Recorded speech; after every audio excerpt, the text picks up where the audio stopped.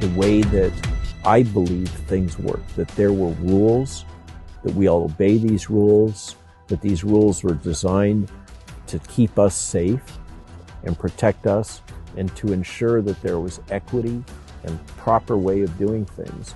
I realized that that was just grossly naive. It's not science, it's business. And that's the problem we have, because you cannot get to see the data. It's whatever those in power say is what goes.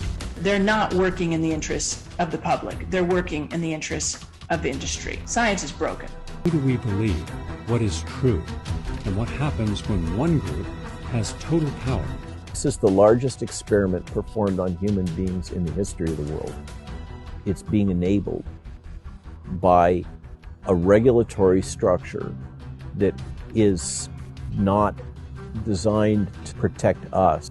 Rather than have confidence that a drug approved by the FDA is safe and effective, we now have to wait for millions of people to take it and to see what kind of reactions they have in the real world. Where there's criminal activity by executives of drug companies, they frequently get away with paying a fine and have no major disruption of their enterprise.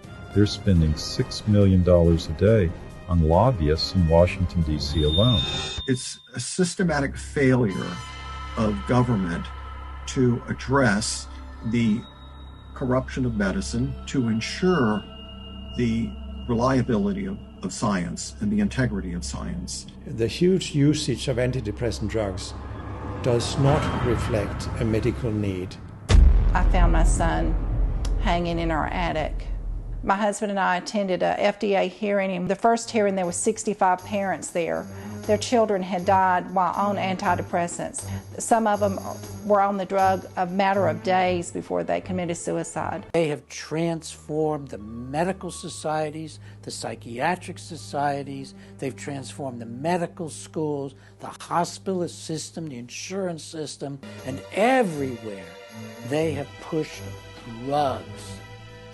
When you have people at an FDA meeting making a statement that we need to vaccinate the children, but we won't know what happens to them until we vaccinate them. In 1986, Congress passed a law that made it illegal for any American to sue a vaccine company. Medical doctors are being silenced. Why are they losing their licenses? These are people who are trained professionals. It's unprecedented. It started off with me with death threats. You can be got at. It's not okay what's going on. The censorship isn't okay. The gaslighting of people, the censorship on social media. We are seeing off the charts miscarriages and spontaneous abortions and disruptions of women's menstrual cycles. Why?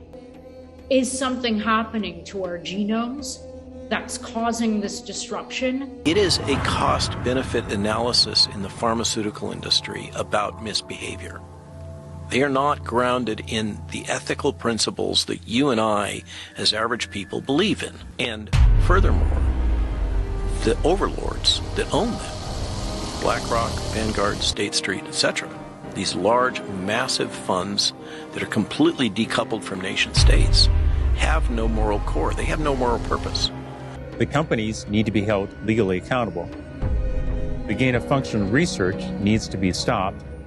Biologic agents, drones, and other things, and media manipulation, propaganda control, censorship is all integrated to enable global power. Access to these technologies of rapid response vaccine development is being leveraged for geopolitical benefit. It is a new vehicle for exerting global economic and political power. This is Science for Hire.